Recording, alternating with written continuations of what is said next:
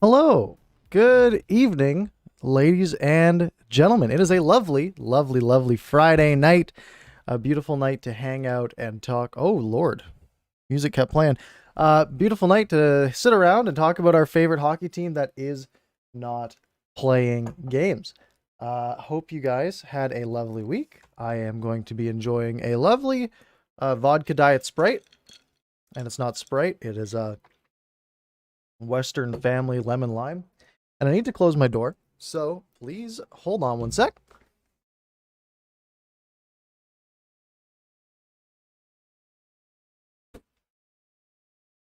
Okay, we are live. All right, what are we going to talk about tonight? We'll give everyone a few minutes to slowly pour in. Not expecting, of course, an enormous turnout being a Friday night, but it is a little early as well, only being 6 o'clock. But we were supposed to have a Canucks game on, so I am trying to fill that gap. I just had a shower, so the hair's not working well, but that's okay. Hello, hello. We got Mr. Fuzzy Wuzzy in here. What is up? We got Murray shouting out the graphics. Heck yes. They're basically the same ones as Canucks After Dark. I mean, hold on. It's basically the same. Sorry, there's so many noises now. It's basically the same as this. Same idea, same thing. We got Noah in here as well. We got Coca Vinny saying, hey, hey, Chronic with the cheers. Cheers, my friend. 0-calorie beverage with only vodka calories involved. That is the way that we do it. I just went and played some tennis. That was a lot of fun. Went out and saw a friend I haven't seen in a while. Stayed nice and distant on the other side of the tennis court.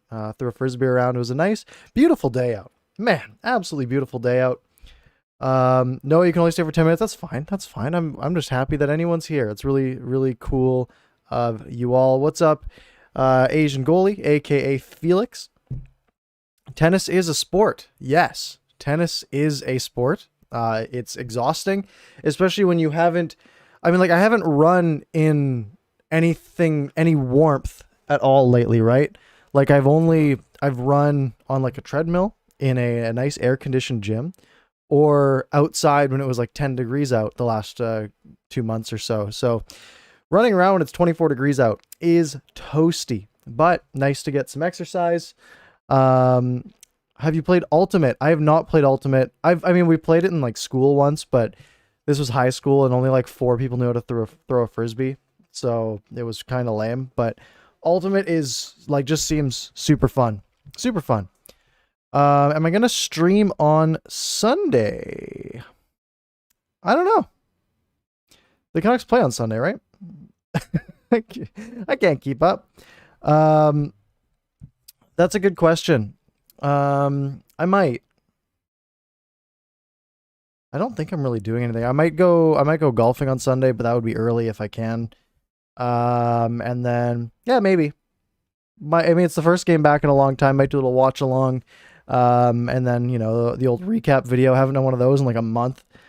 But yes, I'll think about it. And of course, I'll be live Monday night for Canucks After Dark, as always. D-Train, you made a good sport. That's fair. Yeah, tennis is a lot of fun. It is exhausting. We played one set, and I won, so no, not a big deal. We out here, just taking dubs, unlike the Vancouver Canucks. So, I put out a video today, and it was called, what was it called? Like, Canucks rescheduled again. Wow, this is not loading. What was the title? Canucks schedule updated again. 19 games and 32 nights starting Sunday. That is going to be our main topic. What is the red tip of the straw? I don't know. They're metal straws, and they come with little silicone tips, I guess, so you don't bite them and like you don't break your teeth on the metal. I don't know. It's just nice, I guess. Don't ask me. Ask the company that sells them. But basically, that's going to be our main topic. And I do have the schedule. At least I have it. I think if I go into studio mode, I can go over to here and pull it. Recording, face, and info. Take both of these. Copy back into here. Oh, wow. So easy. I'll move these to this side so they're out of the chat's way. What's up, Jacob? How you doing? Hello, hello. Yeah, so this is our schedule for the foreseeable future. And hopefully it sticks like this. And I think we're pretty good. I'm just gonna move some stuff around here, make this a little bigger for you guys so I can actually read the chat easier. And then I'm gonna shrink this down and this down. Okay, so what are we looking at schedule wise? I mean, back to back against Toronto on Sunday and Tuesday. Sunday at 4 p.m. is a little early. That will make.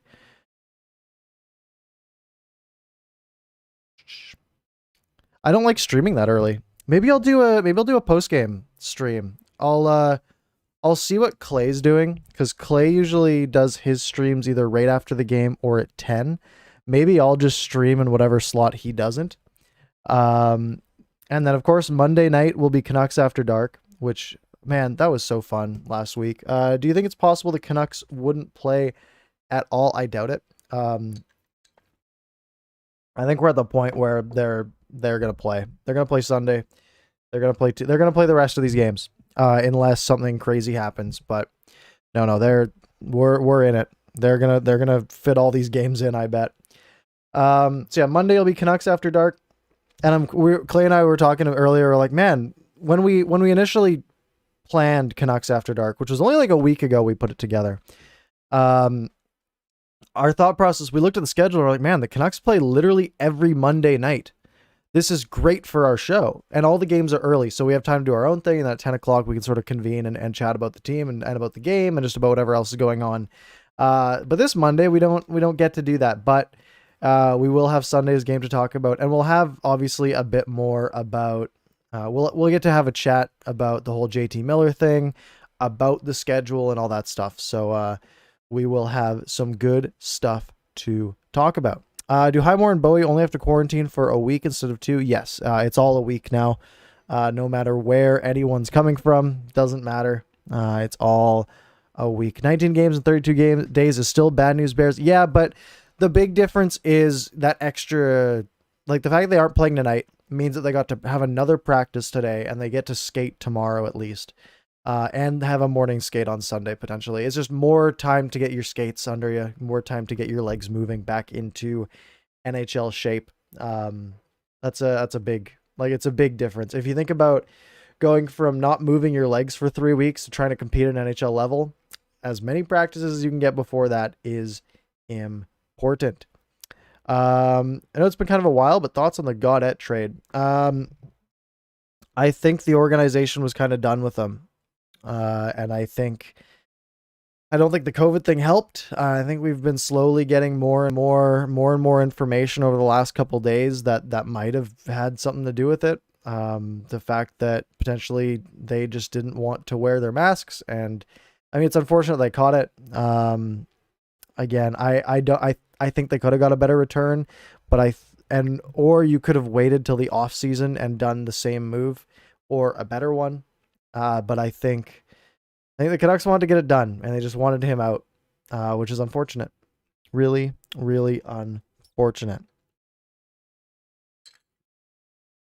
See edits. Hope you're well. Hope you're well too. I'm pretty good. Do you see them winning any of the upcoming Leafs games, given the recent losing streak and messy defense goalie situation they have? Well, it's 2 games. I'd say their odds of winning each of them are probably in like the 25 to 30% range. So, combine that for 2 games, maybe a 40% chance they win one of them. I think it's one of those, like, Toronto's going to have, like, it's going to take a goaltending performance or a goaltending collapse on the other side. I think it'll be pretty clear that Toronto will be the better team. I think they will outperform the Canucks, but if one goalie is hot and the other isn't, I think that's really the only chance that the Canucks would have. So yeah, if they have in some random goalie, whether that's Campbell or Rittich, and they fall apart, then maybe. But otherwise, I don't see the Canucks having their legs under them really. Do you play? Thoughts on Buffalo only getting Bjork and a second for Hull and Lazar? Yeah, I mean, The fact that they had to give up Lazar on top of Hall to get Bjork in a second is kind of crazy to me. Yeah, I think Buffalo kind of got strung along there pretty good. I mean, I think we've sort of overvalue Hall. If Boston does re-sign him and keeps him for a while, then I think it looks even better. But if you look at Hall's like sort of underlying numbers and everything, he's not the MVP that he once was. So we'll see.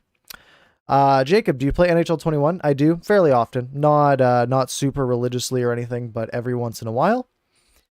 D-Train, I think Gaudette wanted top 6 minutes. He's not a top 6 player. Yeah, that was something that Jim Benning said. And it's one of those things, and this is what I said on Canucks After Dark, where Gaudette's floor isn't very high, because if Gaudette can't hit in the top 6, he doesn't have the defensive game to play in the bottom 6. So basically it's top 6 or bust for Adam Gaudette.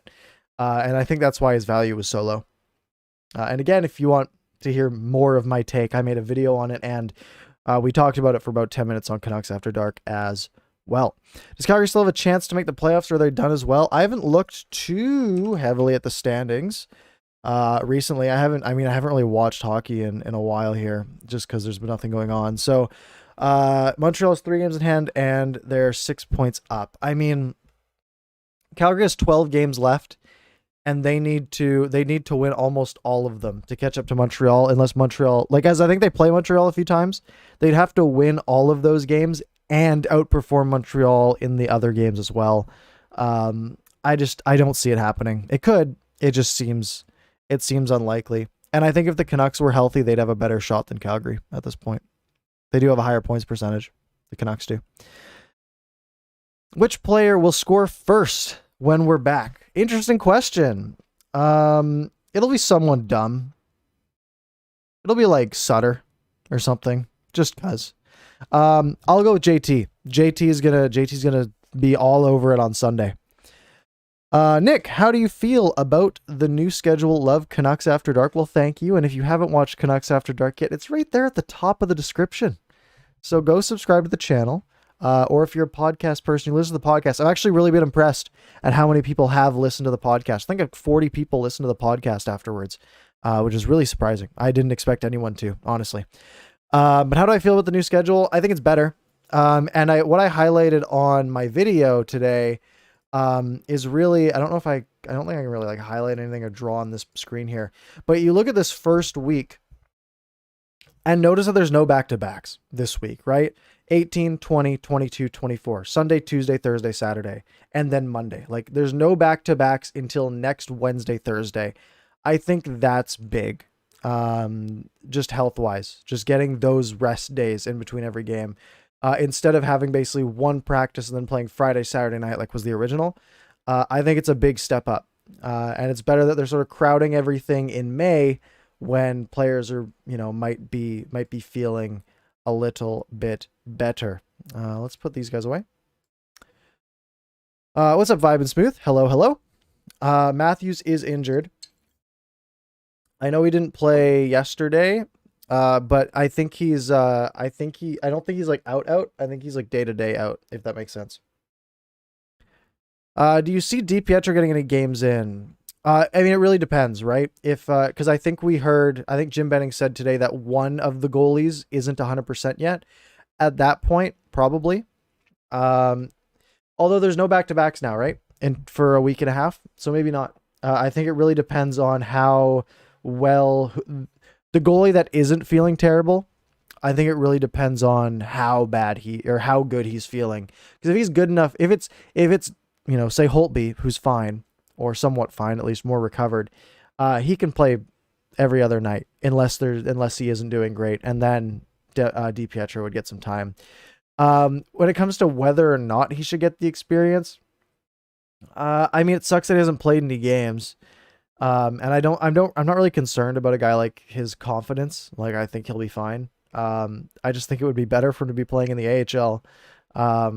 So again, I don't know. I'd like to see him play just because it's fun, the Canucks aren't really expecting to win games here. So we'll see. You take the Canucks beating the Flames and taking 5th. You'd be happy with that? Yeah, but what if the Flames got the first overall pick after that? That would crush us. I'm kind of all aboard the tank train here. Noah, do you think Petey is done for the season? There's no significant reason to play him because we aren't making the playoffs, so you don't want to rush him. I fully agree. Based on what we heard today, he's skating because I think it's a wrist issue, so skating's fine. It's good to get his legs under him. I think I don't think he should play. Unless you get to like the last week of the season, the Canucks have like a real shot at making the playoffs, then maybe. But I really like if he's 90%, why bother? Like let him sit, get some young guys in from the taxi squad of the HL, and just get other guys on the ice because the Canucks like these games don't matter. So like why risk injuring your best player just to maybe win a couple of games? I mean, it hurts the tank at this point. I know Clay won't say tank, but I will, God damn it.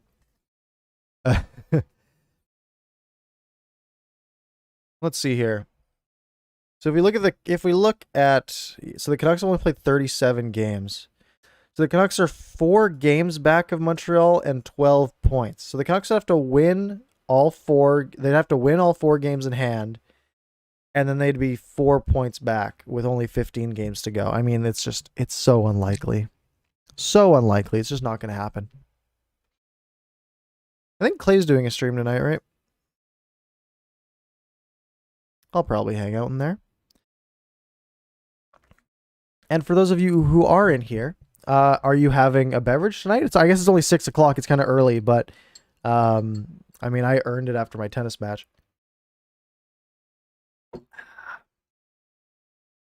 It's so weird that it's so bright outside.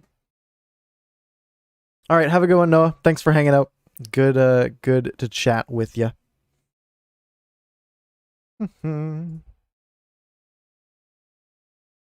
How are these doing? I actually just want to look at some stats here. What else has happened in the last, like, I mean, I haven't done a stream since Monday night on Canucks After Dark. What has even happened? Who would be your pick to win the Stanley Cup? I think Tampa's the easy choice because they're going to have Kucherov back. That's something we're going to chat about in a sec here because I'm pretty upset about that. Oh, let's take a look. Let's take a look here. Give me some inspiration, NHL.com. So Colorado's leading the West with Vegas right behind them. I love Colorado. They haven't even lost 10 games of regulation yet. But they have such a strong team. They've won 9 of their last 10. I really like Colorado coming out of sort of the West Central sort of like out of the West. I think Colorado comes out of it, but I think Vegas will give them a really tough ride. Out of the Central, I mean, it's Carolina, Tampa Bay, Florida, all up there. And then Nashville's snuck back in. I still like Tampa Bay coming out of the Central just because they will get Kucherov back. I mean, they might get Kucherov back this week. Out of the East, we're probably looking at, I could see it being Pittsburgh, Boston, Washington. Like, I could really see it being any of the top 4 teams in the East Division, whether that's Washington, New York, Pittsburgh, or Boston. I could really see any of them coming out of that division. And then I think it's going to be pretty clear Toronto or Winnipeg, but probably Toronto coming to the North. I think Tampa Bay is my favorite to win, but I'd like Colorado to be in there. Have you been following the Blue Jays? No, I don't really follow baseball, even though, yeah, I'm wearing a Blue Jays shirt. I don't really care about baseball, to be honest, unless I'm going to a game. Just not a big baseball guy. But I have a shirt, and this was at the top of the clean laundry pile. So it was the one that was getting worn. Who's your pick for the Norris Trophy? I haven't really been following it too in depth. Who's everyone's favorite? Is it like Hedman? Is that sort of been the thought? I mean, everyone always looks at points. Adam Fox is really up there, hey? Let's take a look at, let's go to the old hockey reference. The old hockey reference. I want to see leaders in... Can I see expected goals? Do they do that on here? Expected plus minus.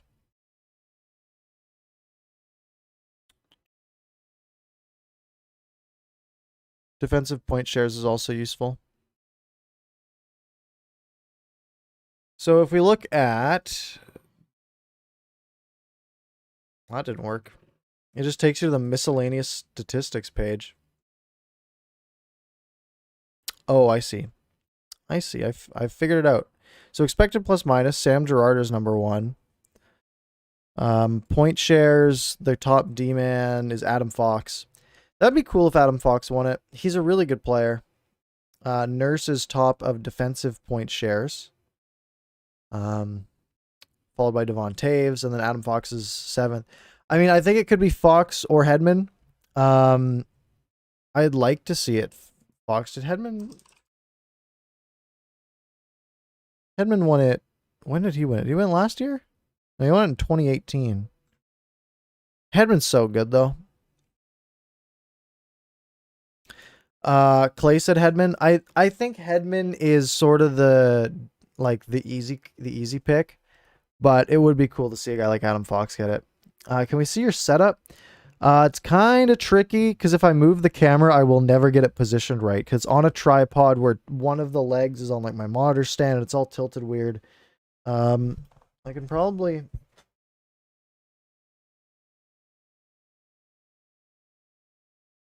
Let's see how spicy we can get. I can show some setup. It's messy. I've got a lot of cups in here. I always have cups. Big cup guy. Let's see. Can we do this? And then can we just like add a video device? Add. New. Add. Webcam.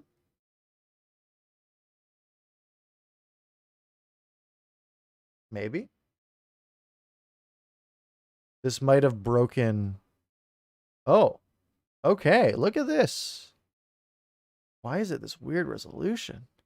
Okay, well, hello. Welcome to the double cam view. So, want to see my setup? I guess on the right hand side, we've got, this is a Blue Yeti. Kinda, I don't love it. I guess I'll put you back on the ceiling. I don't love it because I can show it right here. Because it's a condenser mic, which means it picks up a lot of outside noise. And luckily in OBS, I'm able to do noise reduction and everything. So it sounds pretty good if I'm up close. I really wanted to get a Shure MV7, but I couldn't really justify the price because once I got this guy up nice and close to my mouth, it sounds pretty good. So this is a Blue Yeti. I got this for like, you can probably buy them used for like $60 maybe. I think they're like 150 new, but they've been around forever. Let me make sure I have nothing like personal on the screen. I guess like my YouTube stats are fine. So this is my mic of choice. I've got mouse and keyboard, just a G502 and a Razer Huntsman keyboard.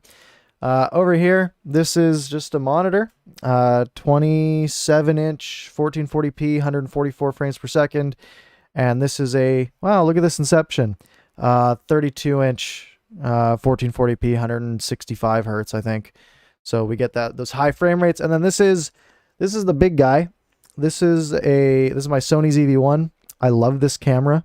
You can see it. Wow, look at the webcam. Love this camera. Looks so good, so clean. 1080p 60 or 4K 30. I have that hooked up via a Elgato Cam Link. And then up here, can't even fit it in frame. This is a 55-inch TV, which is too big for my space because it takes up it's too big. I have to like fully recline to be able to use it. And then back there you can see I've got just like a picture of a bridge, and then a little fake plant, and then my little floodlight for some cool lighting. Let's put that away. That's my setup. Very fun. Very fun. Very cool. I have a Kitco link, but I don't think it's in the chat or in the description that can let you buy things with affiliate links so I make money, but that's okay. But yeah, that's my setup. Nick, what do you think of the Adam Lowry contract? I think it makes Pearson's contract look good. I don't know enough about Adam Lowry. It's what, 3.25 by 5? Is that right? Yeah, he's like a third liner, right? And he's 28 years old. I think it's a lot of term. Again, the dollar value isn't terrible. I think what Winnipeg is thinking here is that they are in their window now. And if they can make the term longer, but the dollar value lower, then that makes sense, right? And it's kind of what the Canucks did with a lot of their guys, right? It's like, hey, we'll give you no moves. We'll give you long term back in the Gillis era. We'll give you no move clauses. We'll give you a bunch of term, but we're going to keep the cap number low because cap's all that matters, right? And if it helps you win a cup, then it's 100% worth it.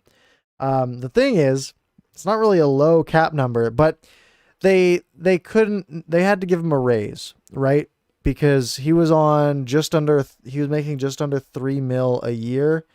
He was on a 3-year deal before where he had gotten basically 21, 23, and 10 points. And this year he's been doing better. So I think he wasn't going to take less money, and he gets the security of 5 years of term. I think if he can keep up what he's doing this year, which is like a 40-point pace, 37-ish point pace, then that's fine. That's fine money. It's just whether or not he can keep it up.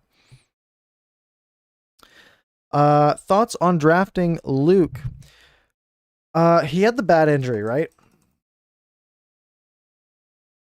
What was actually his injury? Several torn ligaments in his foot. That can hurt your skating, you'd think, right? Man, that's tough. I don't think you draft anyone just for their name. Okay, if you thought that Quinn Hughes maybe wanted to leave when he was a UFA in the future, then yeah, and this would help you keep him, then sure. That would be the only reason that like you would consider the name mattering. But if you think he's the best player available, then you draft him, right?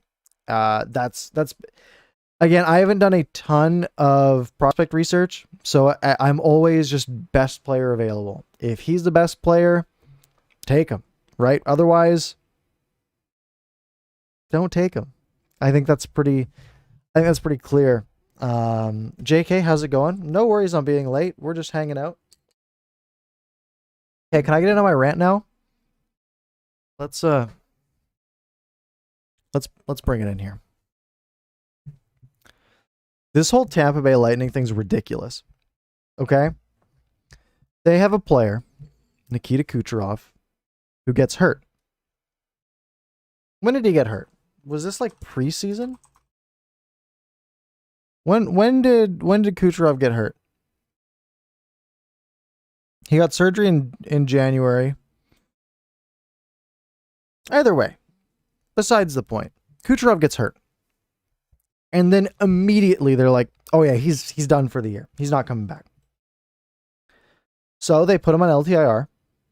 They say, yep, he's done for the season. Putting him on LTIR means that you can now go over the cap by the amount that's on LTIR. So how much does Kucherov make?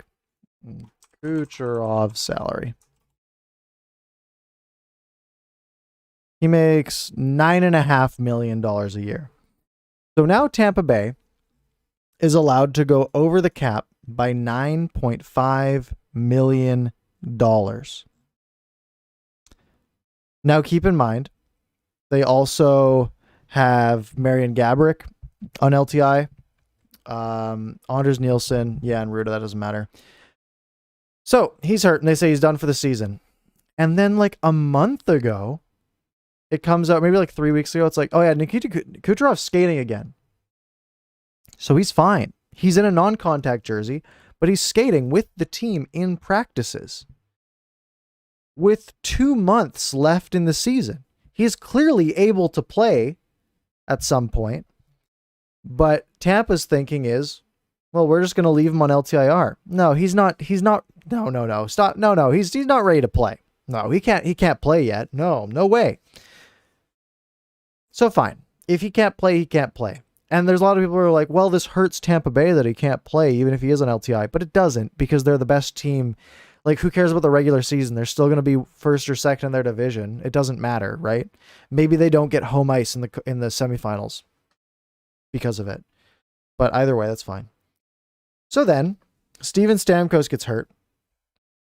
He makes $8.5 million a year. He goes on LTIR. The next day, this morning, Nikita Kucherov is at practice in a regular jersey, in a full contact jersey. Nikita Kucherov's ready to play. Just happened to be the day after Steven Stamkos gets put on LTI. Like, oh, well, now we have the cap space. Well, let's bring Kucherov back. So now Stamkos is done for the season, I believe, and they're just going to sit him until the playoffs.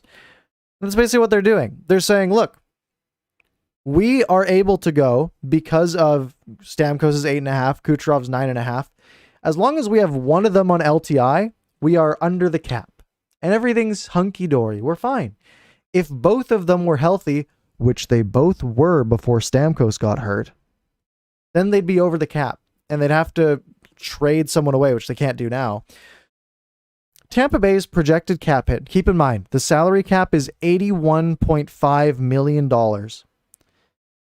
Tampa Bay's projected cap hit is $98.7 million. That's absurd. So, as long as either Stamkos or Kucherov is on LTI, they're fine. Just what a coincidence that Nikita Kucherov is healthy and ready to go to full time to practice. Maybe start playing games soon now that Stamkos is on LTI. How convenient. Because as long as one of them is on LTI the day the playoffs start, now there's no cap hit anymore. Cap doesn't matter. So they can both lace up. Even if their cap hit's $98 million, doesn't matter. No salary cap in the playoffs. So now both of them can play. It's absurd. It's ridiculous. And the NHL, of course, the NHL will put in a rule next year over the offseason, especially if Tampa wins the cup, because they'll be able to have a $98 million cap hit going into the playoffs while every other team has a lower cap hit. Obviously, Marian Gabourik's part of that cap hit. You can ignore him. He makes like $5 million. He's LTI as well. But they basically have a free Steven Stamkos or a free Nikita Kucherov over the cap. What an advantage over every other team. It's crazy. Crazy that they're allowed to do that. The fact that you're able to keep someone in LTI, even if they're able to play anymore. You just have to say, no, he's not ready yet. Sorry. It's crazy. And they won't get punished. But the NHL will probably put in a rule next year saying, yeah, you can't do that anymore. Sorry. Whether that's imposing a cap on the playoffs. And it's something that Chicago did in the past. And I mean, it's something that smart front offices do. And nothing against Tampa Bay for doing this. It makes sense. If you can do it, do it. It's just the fact that they're allowed to. That bugs me. Anyways, rant over. Just dumb, in my opinion. Joel, for you, name is all that matters within the whole Hughes thing. Fair. You just want to see a Hughes pair. That would be sick. That would be really cool. Especially if Luke is as good as everyone thinks, right? Because at that point, you have two D-men who can both play like 22 minutes a night. That's huge. That's huge, especially if they're not on the same pair. But yeah, I think I wouldn't be mad if the Canucks drafted a D-man. I think that's a big hole that they have. Makoto says we need both Tanevs to play with them. Yes, I don't think Brandon Tanev is a great D-man. I also don't love his contract. But that is, that's how it works. Murray, who gets to decide whether players on LTI? It is the team. Yeah. Now, technically, they have to be medically cleared by a doctor to come off LTI. But I mean, It's the team doctor. Just what a weird coincidence that that Kucherov's good to go the day after, right? Wild. And trade for Jack. Yeah, that would be an expensive trade. That would be tough. But it would be cool. It would be cool to have all three brothers on one team. Bit of a conflict? Yeah, a little bit. What do you think the lineup will look like for Sunday? It's impossible to know because, again, the practices are closed to media. So we don't know who's healthy. We don't know who's going to be showing up. We just don't know. There's, I could see a couple taxi squad guys getting in, a guy like Cole in, maybe Oli Ulevi. Who knows what the goalie situation is going to be? God forbid one gets hurt. Yeah, it's going to be weird. Going to be weird. I am getting a delivery right now. Oh my.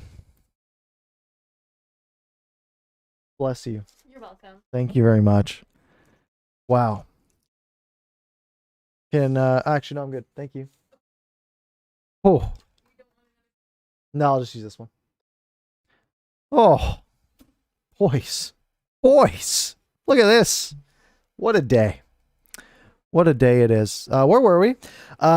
See, it's kind of crazy that the league never intervenes. I don't think they can because they're not doing anything illegal, right?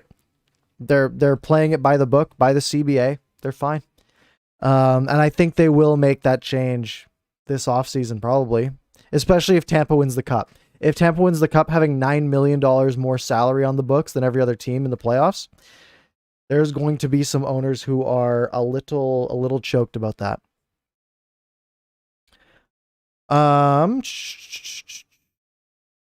Say Petey would be expendable if we get Jack. That is no. That's 100% wrong. No. He wouldn't be. No.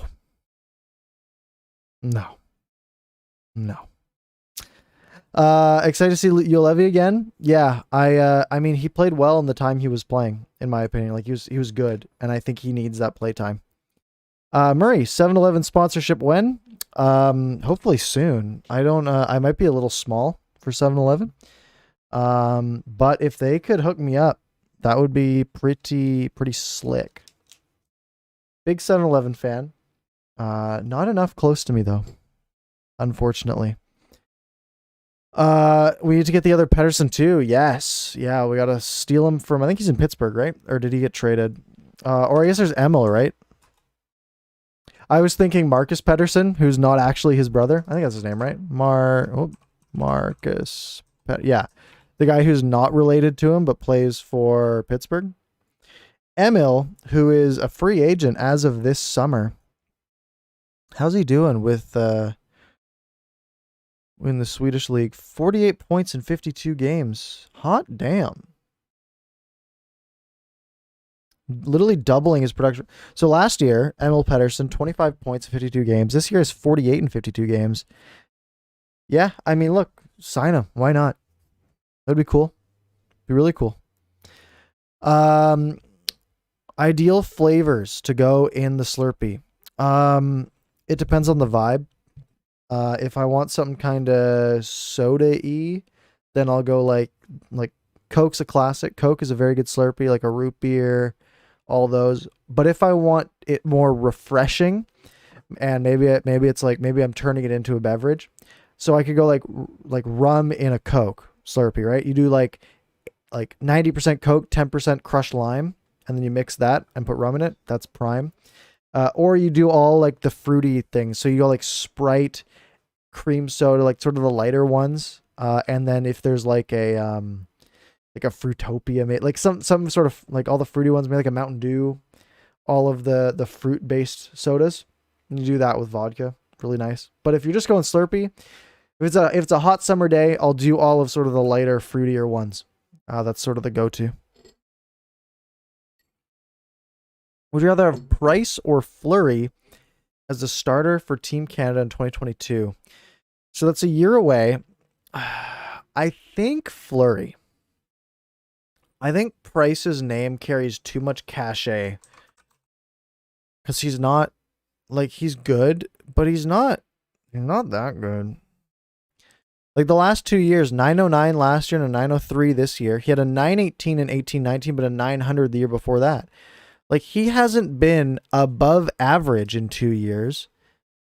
And he hasn't been elite since 2016-17.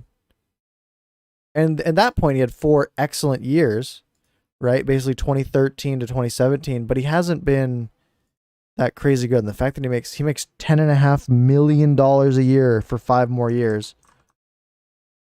Meanwhile, Fleury has a 925 this year, only a 905 last year, but a 913, 927 the couple years before that. I think Fleury is the better goalie right now. Even though he's older, I think he's the better goalie right now. I don't know what other options there are for 2022. I think Horvat's underrated. He doesn't get enough credit for his two-way ability. I think he's about rated right. I think he's a really good second-line center. I don't think he's elite two-way. I think he's good two-way. I think Bo Horvat's probably pretty well rated. Man, I got so much backlash for giving him a C+ this year. But again, that was before he went on that run. Like it was literally right before he went on a run. So what do you think is up with Carter Hart? That's a great question. Man, Carter Hart had all the makings of being a star. Thanks. So in his rookie season, 31 games, he had a 917. Now keep in mind, he was like 20. 2019-20, so last year, a 914. So he was like 21. And then this year he's got an 877. Keep in mind, think about most goalies. Think about Demko. Demko is what, 24? When he started playing, he's 25 now. Most goalies don't really play until they're like 23, 24, 25. Carter Hart is still only 22.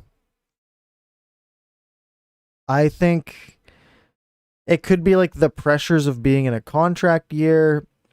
I don't know. I saw Crosby's goal yesterday when he got the stick from the equipment manager after giving his twig to Dumoulin, and Hart just missed the poke check.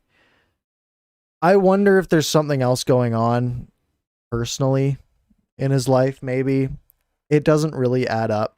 I'm not too concerned about Carter Hart. I think, again, he's 22. He can have an off year. That's fine. Pettersson and Hughes, 10.5 at 7 years each for their extensions. What do you think? I don't think the Canucks can fit that in. I would say if the Canucks could do that, 10.5's a lot. I think 10.5 is a good number for Pettersson at 7 years. I think that's high for Quinn Hughes after this year. I don't think Quinn Hughes has been elite this year, really, right?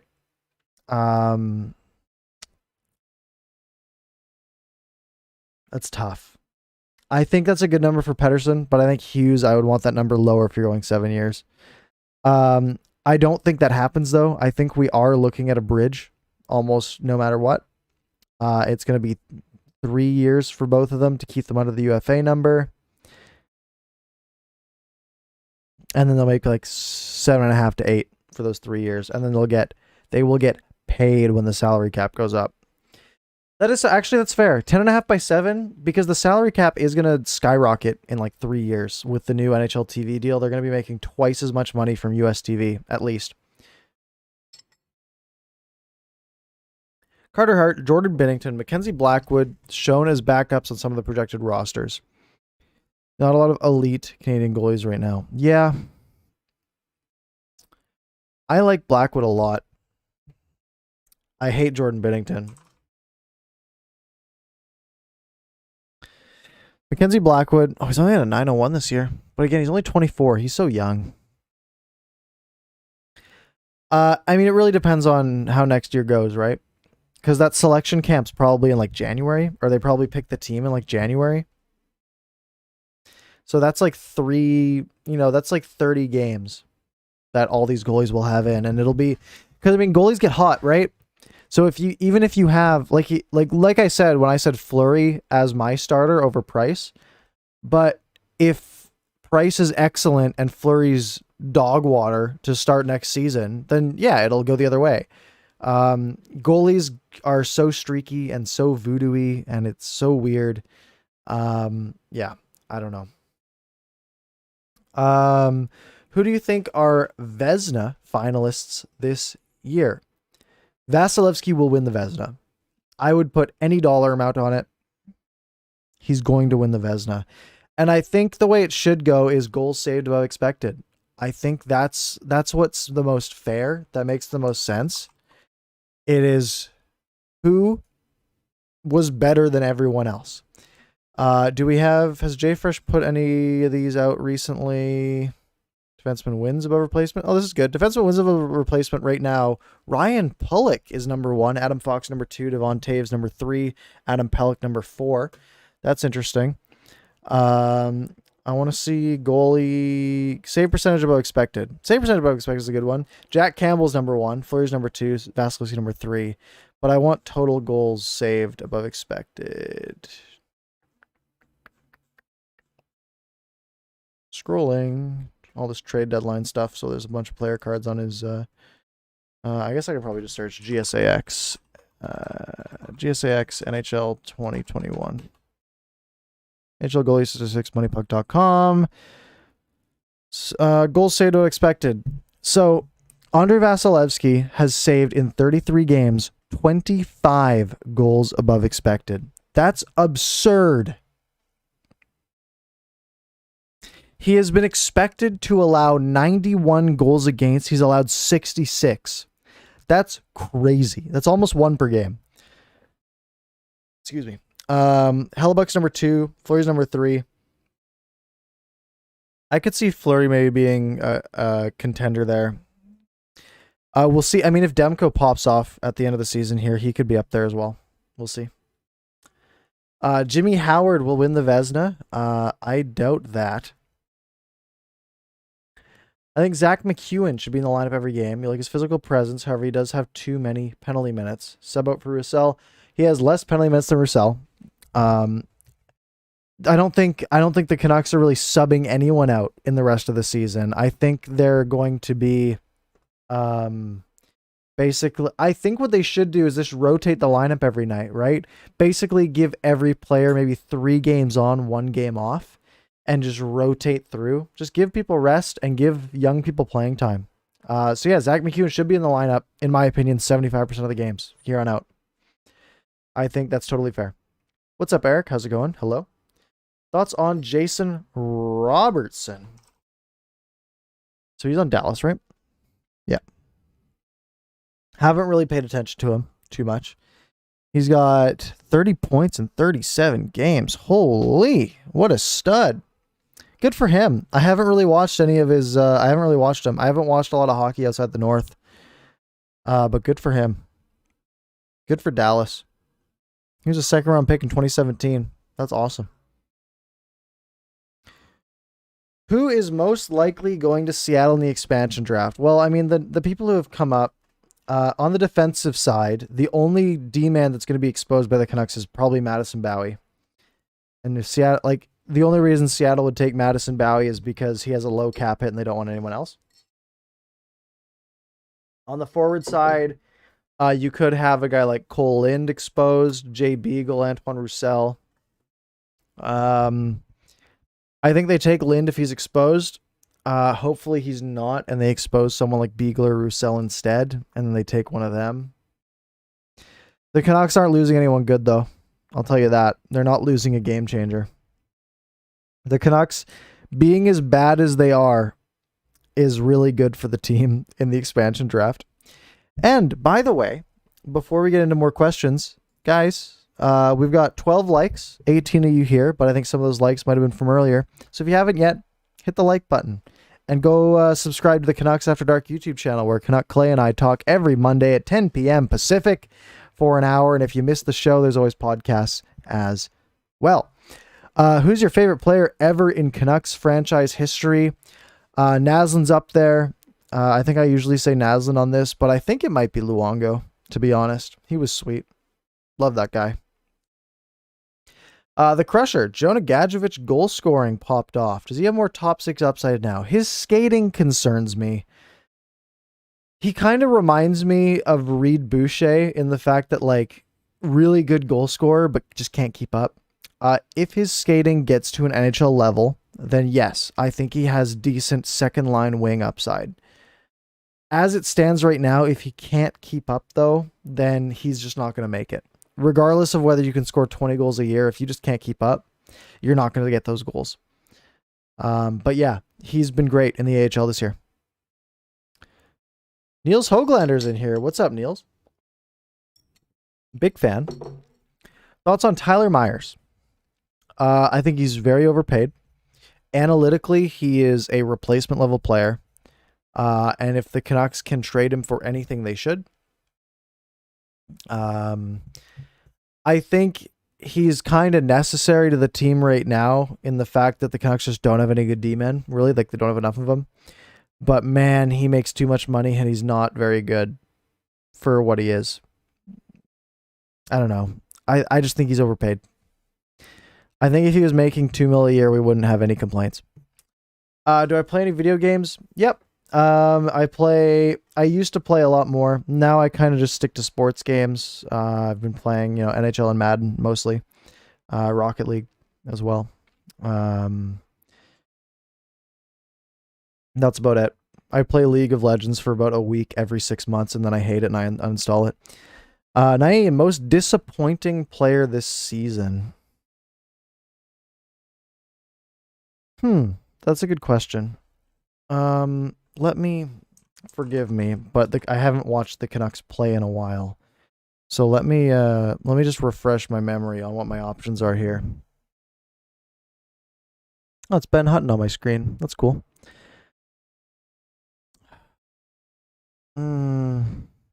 I think it's Jake, right? It's got to be Jake. Last year, I took my victory lap because I had been saying Jake's gonna step up and he's gonna be a good player. And man, I looked good last year after saying that. But man, Jakey. He's also the most disappointing because I love the whole shotgun thing. Like, that's just so awesome. And he blew it. Oh, Jake. Do you think one of Pettersson or Hughes will get an offer sheet? I don't think Hughes is eligible. Because he played those 5 games in his first year. I don't think he's eligible. I think he's a 10.2C. Yeah, he is. He's 10.2C. He's not... Quinn Hughes can't be offer sheeted. He basically has no rights. Pettersson, again, I don't think so. I don't think we really see any offer sheets. They just never happen. We had the one with Sebastian Aho, and that was matched immediately. It's not going to happen. And again, no matter what, the Canucks do whatever they have to match it. My favorite player outside of the Canucks, that always bounces back between McDavid and McKinnon, just because they're so fun to watch. I think it's McDavid, just because the fact that, like, I say this all the time, but I don't understand how McDavid doesn't get a hat trick every game. Like, he's such a game breaker, and he can just, like, when he chooses to, he's so good. It's crazy. But McKinnon's just also electric. So, both of them. Pettersson 7.5 times 3. Yeah, maybe 7.5, 8 for 3. Bridge contract, similar to Hughes. Is Gadjevich like fat or something? I don't think so. I think I just don't think he has foot speed. And like, you look at how fast people in the NHL are. Like, it's like if you ever try to skate with people in the NHL, I think Gadjevich is jacked, honestly. I mean, he's 6'2", 209. Like, he's a big guy. But I don't think if he cut 20 pounds, like, I don't think he would get much faster. I think he's just he just doesn't have great foot speed. I've heard that it's getting better, which is good. But that's one of those things that everyone goes back and they look at Horvat, and Horvat wasn't a great skater. But he turned around. Now he's a really good skater. And I was like, well, why can't you just be like him? Horvat is the exception, not the rule. Not everyone can just become an elite skater, an NHL level skater. If Gadjevich can, then yeah, he's a he'll be a real decent piece. Oh, who is current favorite player on the Canucks? I think it's probably Pettersson or Besser, maybe Hughes. I like them all, man. Like, I love Hughes' skating. I like Besser's shot, like his personality. I love about Besser, and same with Pettersson's personality. Pettersson's just kind of like a low-key memer, and I love that. So I'll go with Pettersson. Do you think the Canucks should have kept Stetcher? Yeah, they should have kept a lot of people. But Jim got all hyped up on OEL, and I think that really was a mistake. But yeah, keeping like Stetcher, Toffoli. Again, I do think Stetcher is a replaceable player. And I think a lot of the time we really do get caught up on third, fourth line, third D pair players because we get that personal attachment. But at the end of the day, like, they're replaceable. The management group just needs to replace them. They're just not good at it. That's their problem. They overpaid to replace them. And that's where we run into these issues of being a capped out team that's not very good. I'm excited to dip into the Slurpee. I haven't had a Slurpee in a while. It's a great day for it though. The Crusher, if the Canucks miss out on the playoffs, should they trade their pick for mid-20 players that are proven NHLers? It depends how high the pick is. If you're picking like 12th and when you get to that pick, it's a player who you don't think is going to contribute for 3 years, then maybe. But if you're picking like between 1 and 5, that's probably a player who will play for you either next season or the season after. And at that point, the ELC is valuable, right? Because if you are picking, let's say like 5th overall, and you have a guy who in 2 years is going to be really good, and in 2 years he'll be making $950,000, that's really strong. Like, that's a really powerful thing. In like going on a contender, right? Because every cap dollar counts. So I think it really depends on if Jim Benning sees his window is starting in 2 years, then I think that he should do whatever makes the team better in 2 years.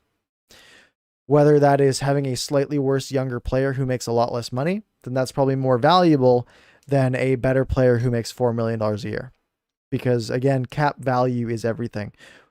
And I think cap value is so important. If basically if every player on your team is better than their cap hit, that's how you build a contender. It's not about having the best players. It's about having the best value to the cap, because the cap is everything in this NHL. Unless you're Tampa Bay and you just go around the cap, while the Canucks get charged $3.3 a year for a goalie who retired. Blue Moon, how long will Francesco keep Benning for if the mediocrity continues? If you had asked me this 4 years ago, I wouldn't expect it to be 3 more years. Or 4 more years, sorry. 7 years of media. Like, Jim Benning is the second longest tenured GM in the NHL, and he hasn't done anything. His team has made the playoffs twice.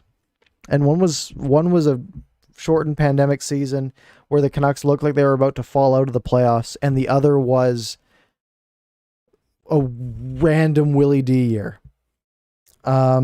I think it's crazy to me that it looks like he's coming back next year. I think it's absolutely bananas. I don't know. I can't explain it. No idea. I don't know why Francesco is so attached to Jim Benning. Please make it stop. Joel asking Niels how COVID's going. COVID protocol. It's got to be lonely. I have a friend. He's a server, right? So he's exposed to COVID all the time. If you think about it, right? He's working in a restaurant. He gets, everyone he talks to basically isn't wearing a mask and eating food. Well, he had a coworker test positive for COVID, and they had worked on the same day and been a close contact. So my friend had to isolate at home for 2 weeks, had like 3 negative tests, still had to isolate for 2 weeks. Goes back to work, like 3 weeks later, another guy at his work tests positive for COVID. He's a close contact. He has to isolate again at home for 2 weeks. All his tests are negative. So my buddy had to isolate at home for a month. All negative tests. Just so unfortunate. Anyways, off on that tangent. You had to pick one action that reflected Jim Benning's tenure. Which would you choose and why? Bradley, this is a very interesting question. Very neat question. I like your style. One move that defines Jim Benning. I think basically this entire offseason, or like the Hamhuis debacle, basically you can pick any time where Jim Benning ran out of time. That has been the defining thing about Jim Benning to me. Has been just running out of time, taking things day by day, just not having a plan. Whether that is losing to Foley because you were distracted by Oliver Ekman-Larsson, or losing Stetcher or Tanev or Markey. I mean, Markey made sense, but or losing Hamhuis for nothing because you ran out of time. Just running out of time, I think, is sort of the defining thing about Jim Benning's tenure. If you had to choose a Canadian team to win the Stanley Cup, which would you go with? Let's run through them. Let's go west to east. Calgary, no. Screw the Flames. Edmonton, no. Screw the Oilers. Winnipeg, I wouldn't hate. So let's have them at the top of the list so far. Toronto, no. Ottawa, I'd like. Montreal, I would have been happy with a while ago, but Montreal fans really like leaving stupid comments on my videos. So it's not Montreal either. Paul, if you're in here, sorry, but I don't like your team, the Maple Leafs. It would be between Ottawa and Winnipeg. I'd be okay with it being Winnipeg, but I think I'd rather it be Ottawa. I think their fan base has been through a lot with their ownership group. So I think I would like it to be Ottawa. It's not going to happen. The Crusher says Elias Pettersson won't be more than a point per game in his entire career. You have to remember, Pettersson's 22. So you're saying in the next 15 years he won't go over a point per game once? I think that is so wrong. As Matt Sakaris would say, couldn't be more wrong. Mayor of Wrongville, wrong. Look at his first 2 seasons. 2018, 2019. He had 66 points in 71 games. He was 20 years old. He was 5 points off. Last year, 66 points again, but in 68 games, 2 points off. You don't think he gets over it once? I think there is a 90% chance, 95% chance that Elias Pettersson, especially as long as this wrist injury is okay, he will be above a point per game, probably for at least like 8 seasons, to be honest.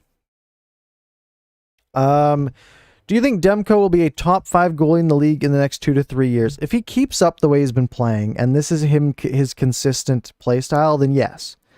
I think top 5 is a tall ask. I think top 10 would be more reasonable. Top 5 is that's a high bar, right? It could happen though. Again, Eric, if he is as good as he has been lately, then sure, that's not a crazy tall order.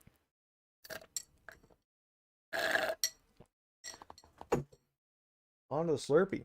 The Crusher, what if Jim has an insane plan and he makes his team a 30-year dynasty? I think he would be talking about it.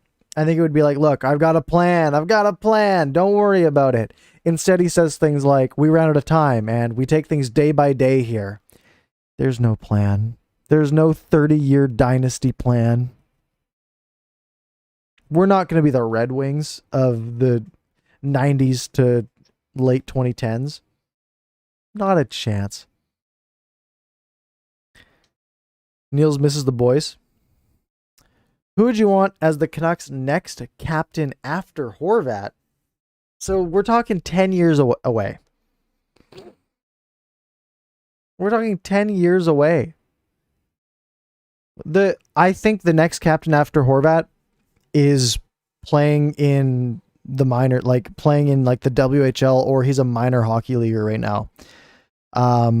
If it was something like we trade Horvat in 2 years, then it's probably a guy like Miller or Pettersson or someone along those lines. Maybe Pettersson, probably something like that. Marjorie, what's up? Hello, hello, hello. You hope the Canucks are well rested? I do too. It's really just a tough situation. Yeah, unfortunate all around. Just got to hope for the best. Let's stir this Slurpee up. Let's see what we got.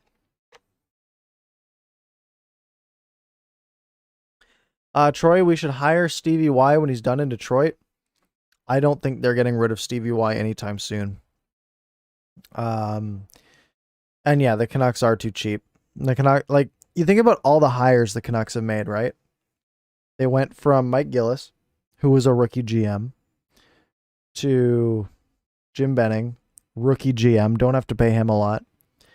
Then they went for it with Tortorella in Gillis's last year, and it was a mess. So then they went, okay, well, let's hire a rookie coach, Willie Desjardins.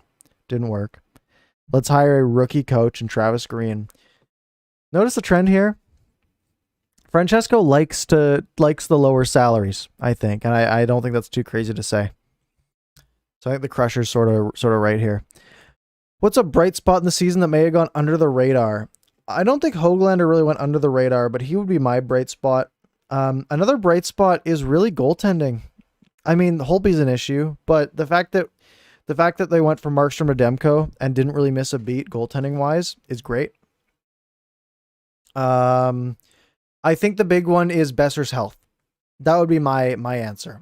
Brock Besser being 100% healthy, his wrist being good, his back being good. I think Brock Besser has really shown that he is back, and that fires me up. Troy, he left Tampa. Eventually he'll leave Detroit. I don't know, because I think he left Tampa because Detroit was open, and Detroit was sort of his home, right?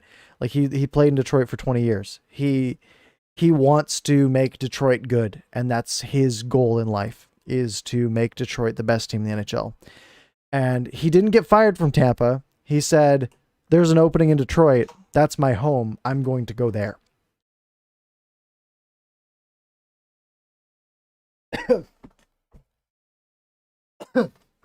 Jeez. Oh, I'm going to cry because I choked on my Slurpee. C edits. Petey or JT Miller as captain would be nice too. Yeah, I think JT Miller is I think JT Miller would be a great assistant because he's the guy that actually like leads. Oh, I saw a really good take today that was like the guy wearing the C isn't like the leader of the team. It's the guy wearing the A who comes out and says the tough stuff like JT did yesterday. Is Podkolzin playing next season for the Canucks? He'll definitely be at camp. I mean, he won't play this year because of his Russian national team duties. But yeah, I think he'll be at camp, and if he's good enough, he'll play, and if he's not, he won't. I think he will. I think he'll probably be on the third line. We will see some of our boy put goals in as what a dumb thing to say. Let me take a look over here. We've got 26 of you in here, 19 likes. Let's get those likes up, fellas. All of you just just scroll down a little bit, hit the like button. No big deal. And I also have a link tree down below, which will allow you to follow me on Twitter, join the Discord, and follow Canucks After Dark, my YouTube show, Monday nights with Canuck Clay, only 3 days away. When we, I'm going to give you guys a little behind the scenes on Canucks After Dark. I thought of it literally like a week ago, maybe like last Tuesday, Wednesday, and Clay accepted. Super nice of him. And we said, do we want to do 1 episode a week or 2 episodes a week? The plan was either Monday or Monday, Thursday. And he had the idea of, well, let's start once a week to be safe. And if it goes really well, maybe in the off season, we jump it up to 2. Or at least after the first month, we'll go up to 2. I hope we go up to 2 because I think the first one went really well. And if we can keep it up, because I wanted to talk Canucks last night. So Canucks After Dark is working well. I hope it keeps going. Slurpees give COVID symptoms. Yeah, when you don't know how to drink them, apparently.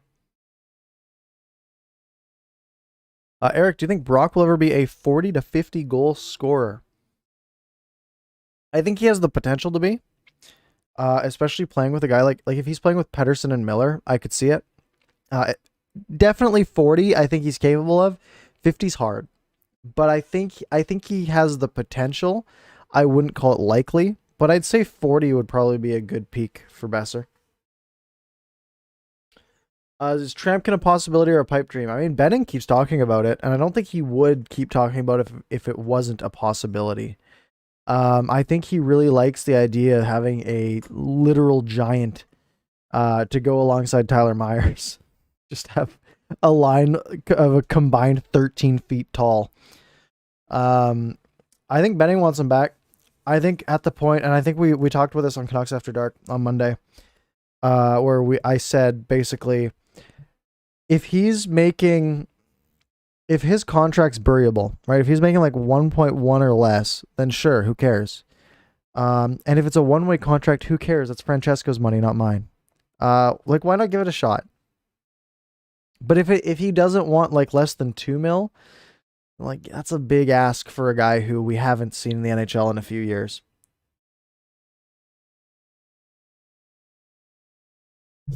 You see Hughes being similar to Edler, being the quiet stay-at-home D-man.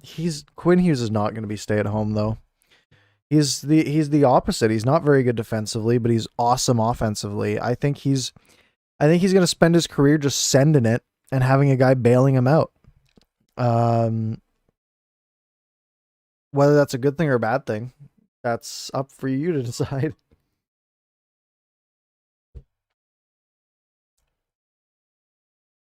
Woo! We're up to 23 likes. Man, plugging works. Plugging works. We're going to go until, I think, 7:30. So 18 more minutes. We'll hang out. And then, we got another like. So you just talk about it. What else do you guys want to chat about? What other topics do you have? We've got, what else has happened recently? That's why we draft Luke and force him to clean up after Quinn. Yeah, I mean, I don't think Luke Hughes is. I don't think you're putting a 18-year-old D-man with Quinn Hughes. I don't see Travis Green doing that. If Travis Green's the coach next year, I don't see him putting Quinn Hughes with his brother who would be 18, and who knows how good he'd be defensively. He's going to put him with somebody can trust, whether that's like Edler if he's on a cheap contract, or like a Hamonic or something like that. I don't think they're putting a rookie with Quinn Hughes. I think that would be very the opposite of what most NHL coaches stand for, and that is just risk aversion. They don't want to do anything cool.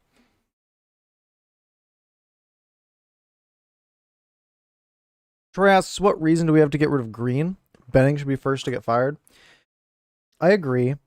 The thing is, when you fire a GM, usually the coach goes too, and the GM brings in his own coach. I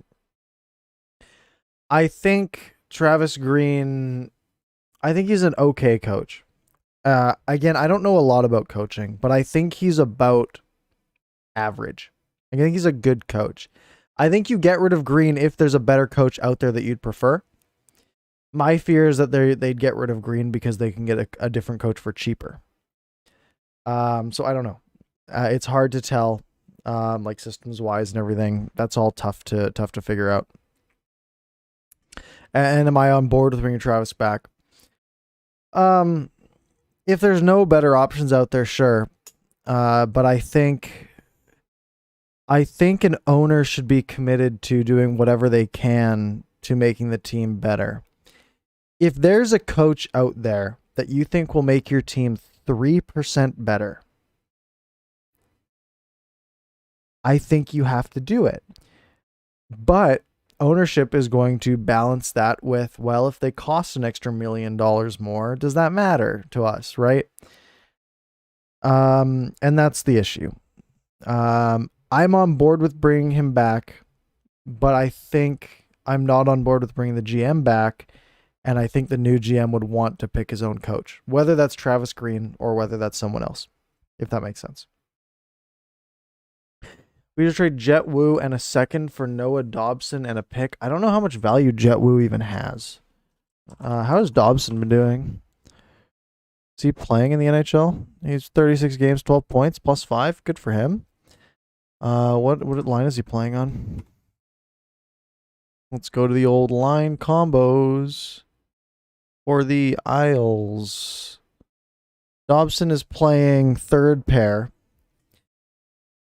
Jet Wu in a second for Noah Dobson. I don't think the Islanders take that because they know Noah Dobson's an NHLer, but they don't know Jet Wu's an NHLer, and a second round pick isn't enough to make that move worth it for them, right? Why would they bother?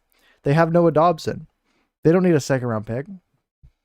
And they're trying to compete now, right? They want to win now. Jet Wu isn't going to help them win now.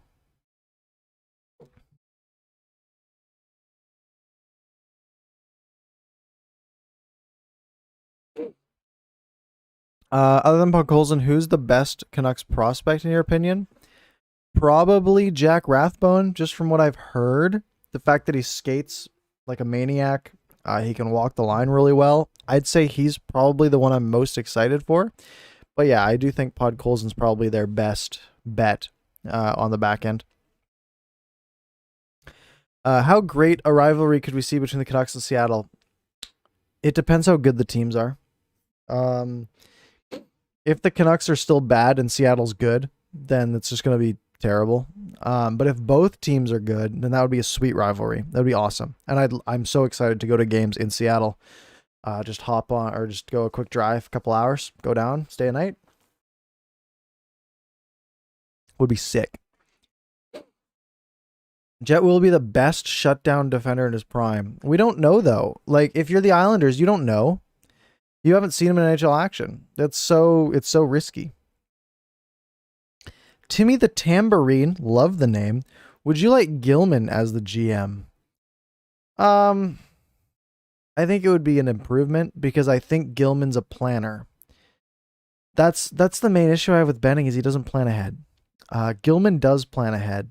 I don't see it happening. I don't see them going back to. I don't see Francesco going back to that well. I think he burned that bridge with Gillis and Gilman, and I don't think there is any rebuilding it.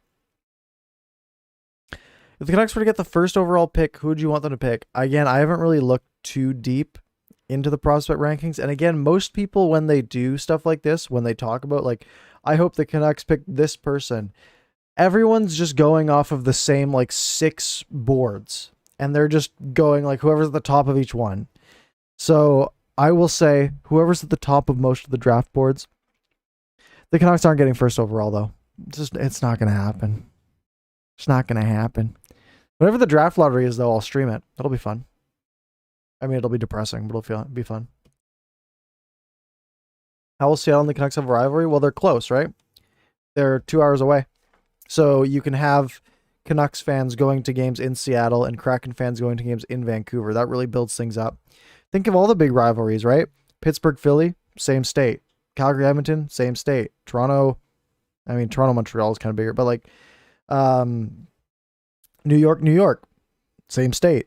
It's just proximity really breeds rivalries. Like St. Louis, Chicago are both fairly close to each other. And it's just because you have, they play each other a lot and the fans cross over. So the crowd is more into it. These games will sell out. It'll be more exciting. Does Cole Lind play next year? I think he plays a bit this year. And again, it's going to depend on how he does in camp and how he does this year. I hope so. I hope Cole Lind takes the step and is an NHLer next year. That would be great to see. Even if he's only putting up like 20, 25 points. You take those. So yeah, who is the Canucks' best D-man this season for you? I think it's Nate Schmidt. Hughes was bad defensively at the beginning of the season. He's been kind of weak offensively since. I think Nate Schmidt has been really solid. I think he's been better than Myers, better than Edler. He's been so unlucky with pucks hitting him and going in. Man, that sucks. I've been there. That sucks. The worst feeling. Done that a couple times. Oof. Oof indeed. Man, we just be coming up on the start of the second period, or about halfway through the second period right now. But no game until Sunday at 4. Maybe we'll stream during it. I don't know. It's tough. Tough to say. I don't know what I'm doing on Sunday. Whether I'll be busy or not during the game.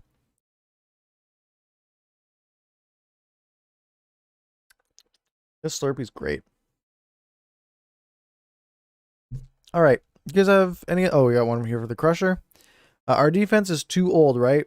How do we replace them? We have no plan. I think the Canucks are really going to have to dig into the UFA well and just pick up a bunch of cheap guys and hope that they can be good. I mean, Edler's not... I mean, if Edler keeps playing, he's going to make $2 million, maybe. So yeah, he's too old. But like, Myers, Schmidt, Hughes aren't terribly old. Obviously, Hughes is young.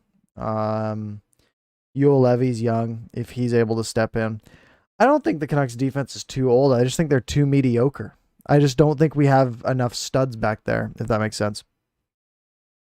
Schmidt always has a mischievous grin. He does. Yeah, Schmidt's a cool guy. Thoughts on bringing Seth Jones to the Canucks in the future? I mean, it depends what you're giving up for him. I think Seth Jones is overrated. And again, this is just analytically based from what I've seen online. But he's not that good, apparently. I don't know. I think if it's like UFA again, I think that you'd have to overpay. And in this cap world, values everything. And I don't see Seth Jones being cheap. Who's your favorite player on the Canucks that has a bad contract? Ooh. Well, who has bad? I mean, Louis has a bad contract. He's a pretty sweet dude. I think Pearson has kind of a bad contract. Beagle, Roussel, but I don't like Roussel that much.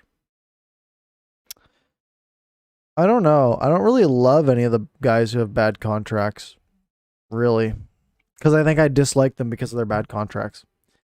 If I had to pick one, it would probably be maybe Jay Beagle. Seems like a really nice guy.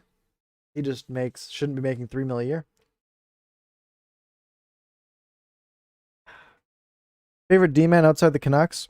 Probably Hedman. Hedman's up there. Makar is a close second, but I probably have to go with Victor Hedman. Just so solid, so good, such a good player. Man, that team's stacked. Best D-man in the league, 2 of the best goal scorers in the league, in Kucherov and Stamkos. Best goalie in the league. That's not fair. $8 million over the cap. No biggie.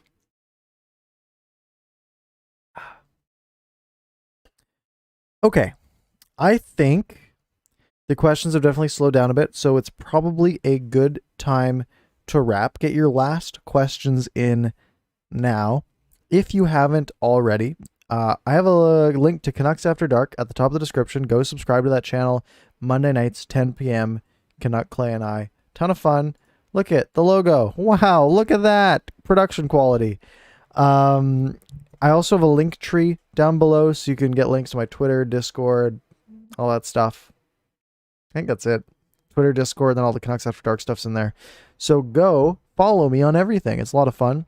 My plans. Let's go over my plans. I might stream Sunday during the game.